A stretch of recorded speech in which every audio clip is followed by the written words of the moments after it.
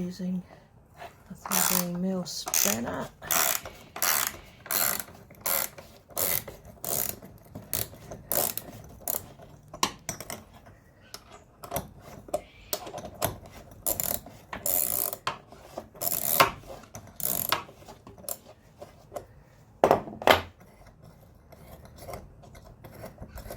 Came out quite easy.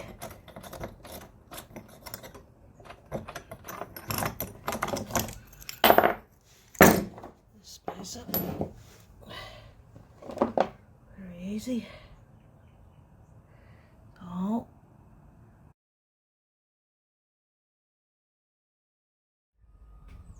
Okay, just in the van, I'll give you some kind of idea just how bad or not so bad the holes are.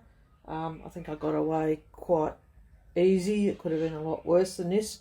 The condition of the van for a 2010 is fantastic. Okay, I'll swap you round and I'll show you some of the holes. So as you can see, there's a couple of holes and you can actually see daylight through the middle of them and right through some of the holes right there. Another large one through there. So today we'll use the wire wheel and just clean up some of the holes, and I'll show you the rust prevention that we're using today. Okay, these are the products I've used in the van, and I used the sugar soap cellies that really work wonders. It removed a lot of the grime very easily, so we just squirted that on and gave her a wipe with a nice clean rag, and marvellous product really.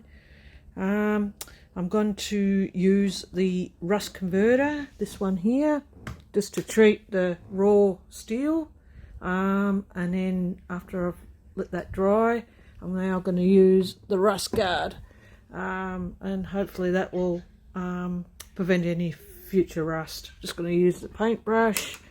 And while I was shopping in Bunnings, I came across these little nozzle caps, so I'm hoping to be able to just cap the end of it off, because I won't be using too much of the Sika Flex to seal too much, and it'll be good to use it for the rest of the van without it going off. Anyway, we'll see how the new little product turns out.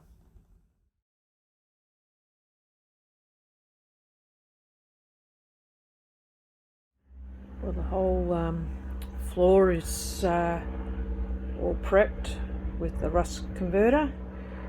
It's now turning a really nice purpley colour to show that it's actually working. It's now got a 2-hour drying window, which I'll take more video footage after a couple of hours, and we'll apply the rust guard, and that will be it for another couple of hours.